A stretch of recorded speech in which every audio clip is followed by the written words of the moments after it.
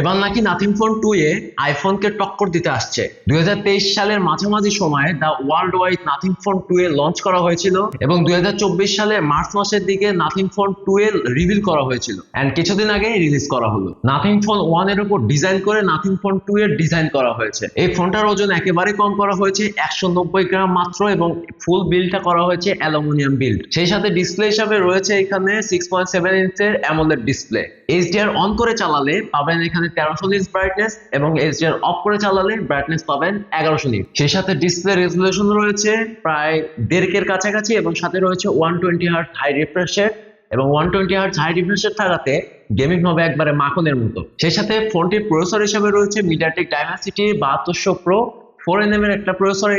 এই প্রসেসরটা বায়োনিক 1.2 এর সাথে ফুল কম্পেয়ার করা যায় এবং আইফোন এক্সআর বা আইফোন এক্সএস এর সাথে ফুল ভাবে কম্পেয়ার করা যায় অ্যাজ এ প্রসেসরের দিক থেকে। ফোনটির ক্যামেরা রয়েছে দুইটা, একটা 50 মেগাপিক্সেলের মেইন ক্যামেরা এবং 50 মেগাপিক্সেলের আলট্রা ওয়াইড ক্যামেরা, এবং এই দুইটি ক্যামেরার লেন্স ব্যবহার করা হয়েছে স্যামসাং এর, এবং ফ্রন্টে রয়েছে 32 মেগাপিক্সেলের ক্যামেরা। পেছনের ক্যামেরা দিয়ে ভিডিও রেকর্ডিং এর ক্ষেত্রে আপনারা 4K 30 fps এবং 1080p তে 30, 60 and 120 fps পর্যন্ত পাওয়া যায়। এই ফোনটি যে দামে অফার করছে সেই দামে ফোনটির ক্যামেরা মানসম্মত নয়। ফোনটিতে সাইড ফিঙ্গারপ্রিন্ট ব্যবহার করা হয়েছে, not a in display fingerprint. IP54 water and dust proof রয়েছে এটাতে। সেই সাথে ব্যাটারি হিসাবে রয়েছে 5000 mAh ব্যাটারি, এবং সেই ব্যাটারিটিকে চার্জ করার জন্য এখানে চার্জার ব্যবহার করা হয়েছে 45 ওয়াটের ফাস্ট চার্জিং। তবে এইখানে কোনো ওয়্যারলেস চার্জিং সাপোর্ট করবে না। এখন আসি ফোনটি কেন নেবেন এবং এই ফোনটি আমার কাছে কেমন লাগলো। প্রথমে ফোনটির ডিজাইন এবং আউটলুকটা চোখে পড়ে, কারণ ফোনটির ডিজাইন এবং আউটলুকটা একেবারেই চমৎকার। আমার কাছে ক্যামেরার আইল্যান্ডটা